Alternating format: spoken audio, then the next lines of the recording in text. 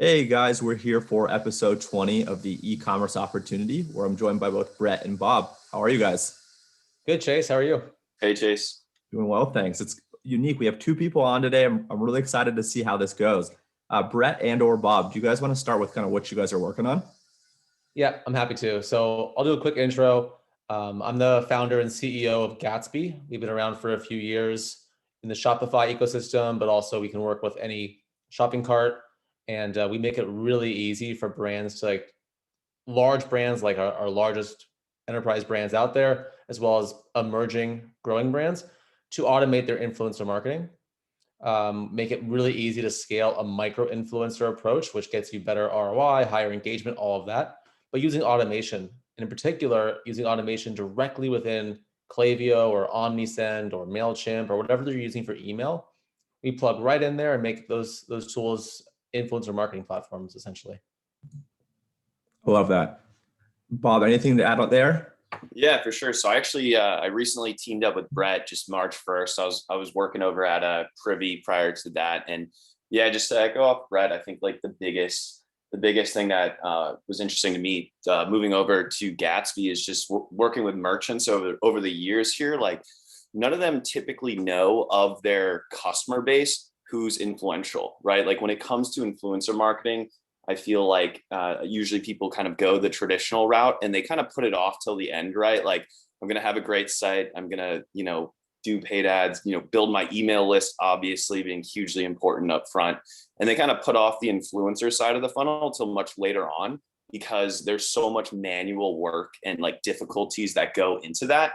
And our entire purpose has been to make it a lot easier to tap into your actual customer base, right? There's going to be someone that, is absolutely loves the brand that even just has 1,000 followers that could be potentially a great advocate, but you have no idea who they are. So we can dive into the more tactical side later on like how to actually tap into what you've already done in the database you've already built up. But overall, that's why we exist, and that's what we're trying to help with. That's awesome. And yeah, in a little bit, I definitely want to talk about like how people can use Gatsby or how people can leverage, micro influencers or influencers. But Brett, I guess for you, since you started the company a couple of years ago, like what was the rationale behind starting this? Like what was the influencer landscape then? Why did you start this? And kind of how do things look today versus how you envisioned it? Yeah. So what it all came down to was I didn't sit down and just solve this problem in a silo, but rather I saw some trends emerging. I thought there would be some interesting opportunities to make life easier for merchants. And number one, I saw that it's very easy now, relatively speaking, to create an e-commerce company. Tools like Shopify have just exploded, and now large enterprise brands, as well as my mom, are starting e-commerce companies, right? And that barrier to entry has decreased, and as a result, lots of people are now competing to acquire consumers. And the acquisition options that brands have at their disposal are typically Facebook ads and Google ads. You listen to Kara Swisher on CNBC, you listen to anybody out there, or you're in the world, you understand there's kind of a duopoly right now on the spigot approach. If you want to turn on customers, you have Google and Facebook, right? Advertising. And I thought there is this third channel that is sort of on the fringe emerging, and that is influencer marketing. But it was never able to become that powerhouse spigot like those other two channels are. And I thought, how could I approach this differently to create scale in this space? And that's how Gatsby was born, was thinking through that problem. And it's crazy to think about how, and I'm sure listeners out there can relate to this, brands are doing so many things manually when it comes to influencer marketing, right? They're either waiting and fielding tons of inbound requests from people that are begging for free product and probably not going to deliver any value, or they're out there actively prospecting on Instagram, looking at hashtags, looking at doing DMing, tracking that on Google spreadsheets, manually sending out free product. Again, probably not going to be getting a great conversion rate on those posts. Checking Instagram every single day and seeing who's posting, writing down like counts, etc., reporting this to their executive team. It's pretty mind-boggling that this is happening. And as a result, brands are forced to only work with 30, 50 influencers when they have this incredible low-hanging fruit opportunity to tap into their actual consumers who have a degree of influence. What's pretty impressive here is that, or what's pretty, I think, like eye-opening when brands understand Gatsby is they realize that when somebody like them, like a normal person who has maybe just 1,000 followers, when they post about something, they have a level of trust and authenticity that you don't have if you're a much larger, more established influencer. So if you're able to tap into that smaller influencer, you get a higher engagement rate and a better trust factor. The problem has always been, how do you do that at scale? So just to kind of end this monologue, when you have hundreds or thousands of customers, there is a very good chance, this is to Bob's point, that a lot of them have that level of influence, right? That 1,000 follower range. They're just sitting there underutilized in your marketing strategy. So if you tap into them with Gatsby, or look into their influence, that's a way to actually turn on that spigot, that acquisition channel at scale. Does that all make sense? Yeah. That's fantastic. Bob, Yeah, anything?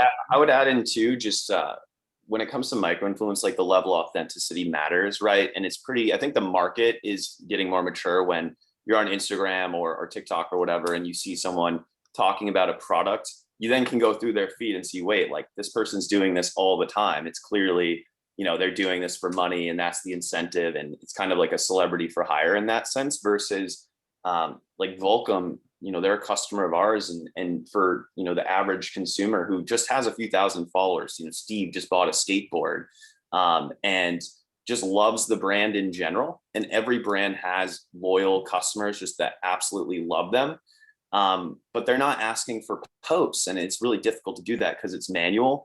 So for folks that already love the brand, why not ask them to post content? More likely than not, they're going to want to do it anyways because they actually know the products are great. They're happy, right?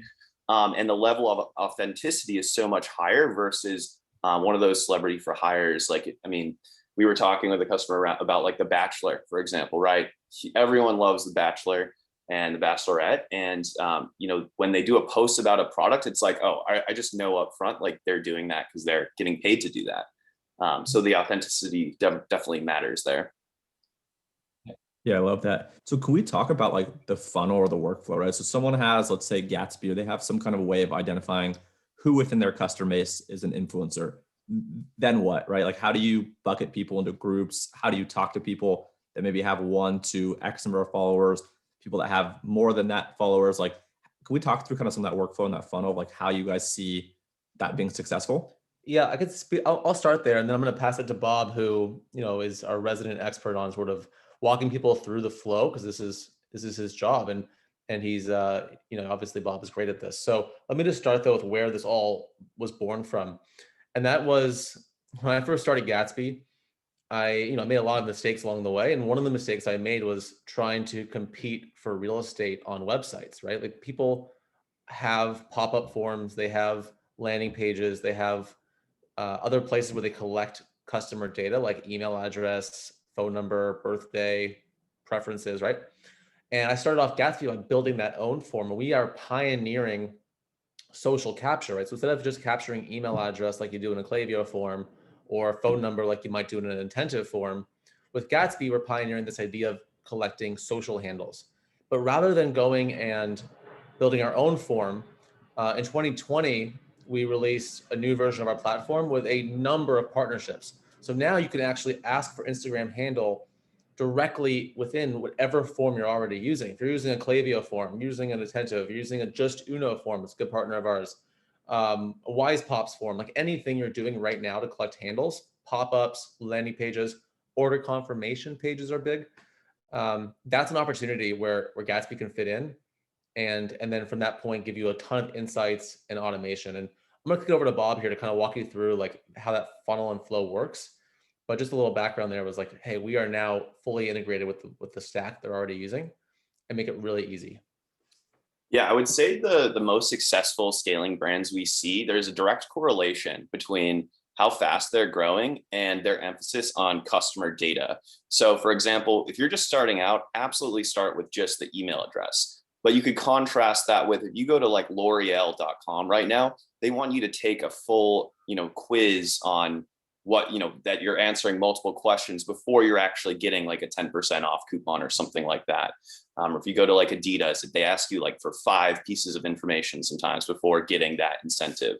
And we're pioneering social capture from a customer data standpoint, and just some of the implications for the rest of the customer journey there. So how it works in the funnel is what our customers are doing is they're asking for social handle at different parts of the customer journey. It's always an open conversation as to where you actually do this. For example, some of our customers love asking it in the welcome pop-up. Babe Lash asks, phone number, handle, email, and birthday, like four fields of information there up front.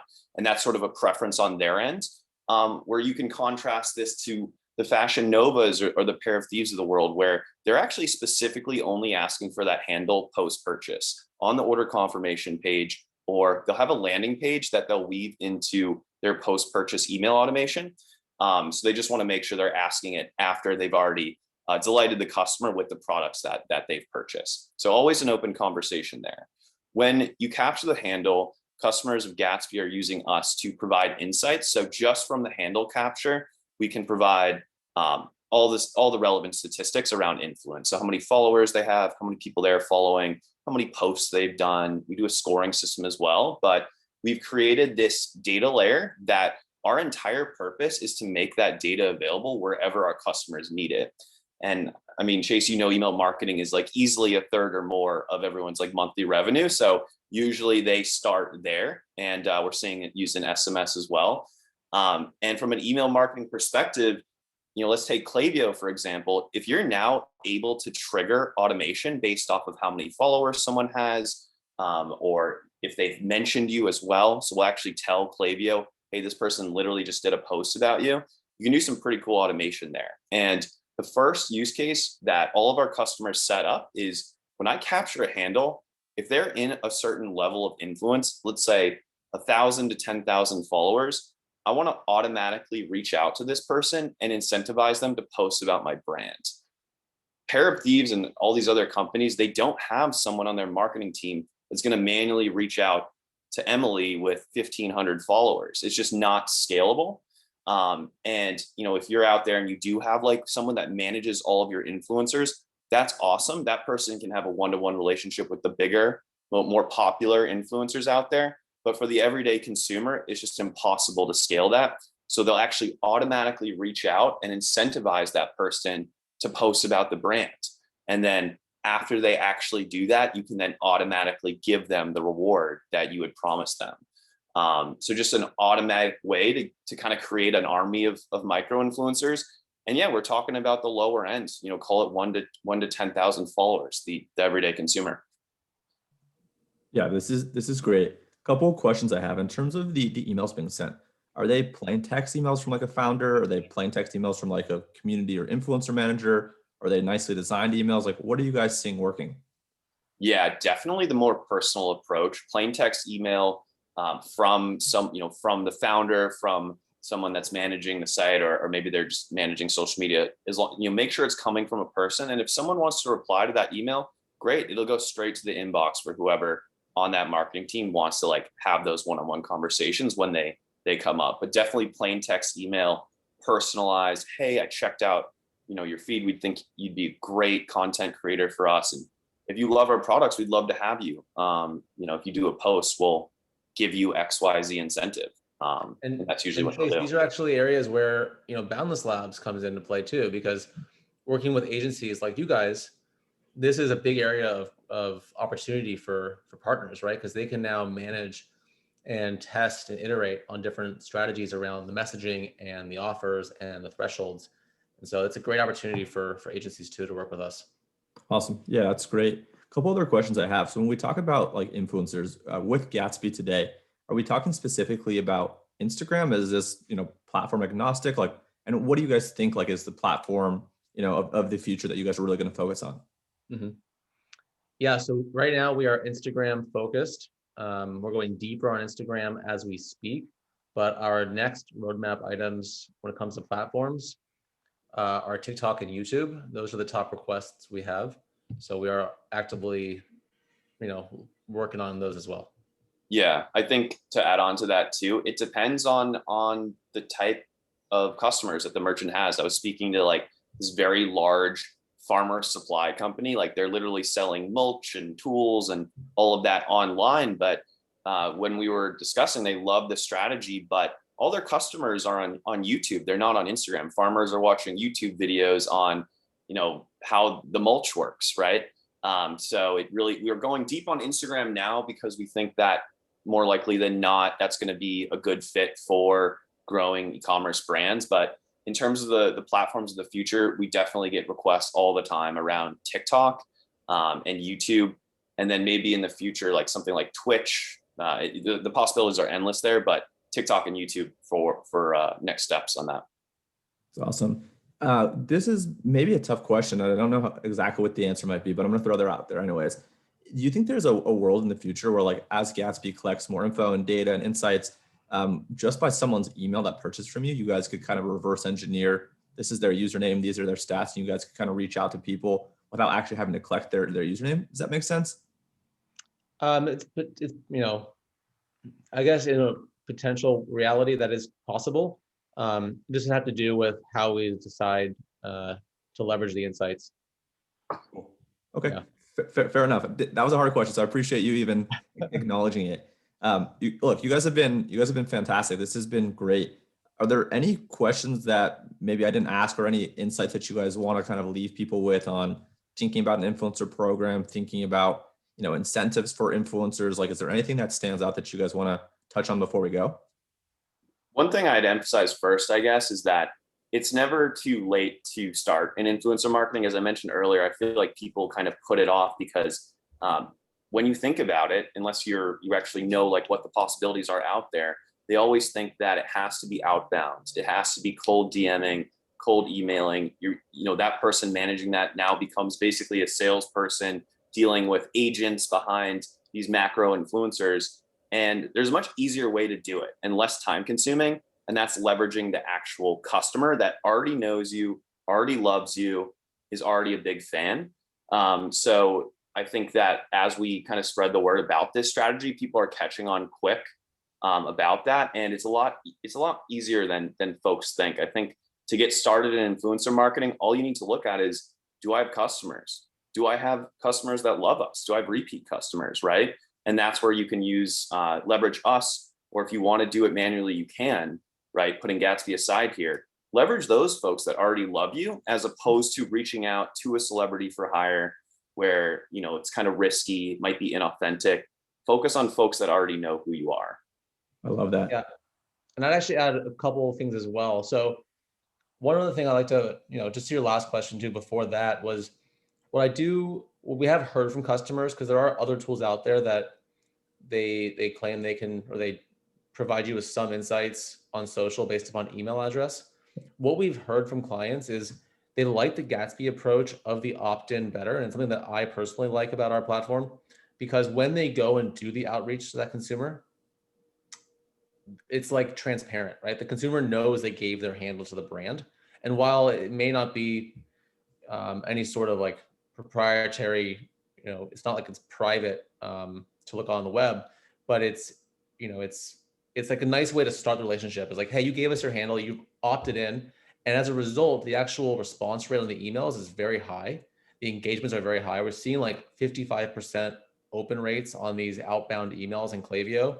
We're seeing, when there are clicks and links in the emails, we're seeing 2x higher than average clicks on links in these emails, because these are the most highly engaged segment of your customers. They've chosen to engage with you on social media and give you their handle. So, that's really what it's all about, is having that level of transparency and trust.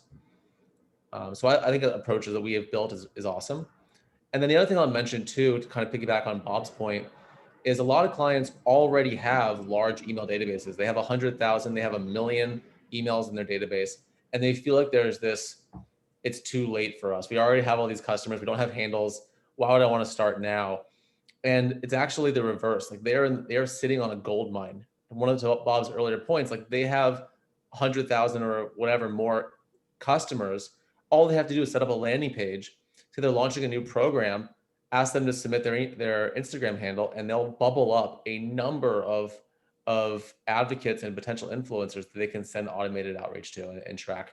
It's the best scenario. If you already have customers, you're sitting very pretty. Yeah, it's huge. Guys, thank you so much for the time and the insight. Is the website URL, is it just gatsby.ai or what's the URL? Yep, that is it. So Gatsby, like the book character, .ai. And you can also reach us on there. We have a chat widget, a contact page. Happy to answer any questions. Awesome. And is this also something that someone can search like in the Shopify store and just find the app and download it that way as well? Yep, we have an app in the App Store. We have actually 50 or so reviews now, and every one of them is 5 stars. So very proud of that. And yeah, either way, our website, App Store. Fantastic. And then for someone that wants to connect with you guys, best place, email, social, what's the best place for someone to ask, Bob or Brett a question? Yep. So you can email us, hello, HELLO, @gatsby.ai. Awesome. Well, thank you guys so much for being here and all the insight. I really appreciate it. Thanks, Thanks, Jason. Chase. All right. Cheers. Thanks.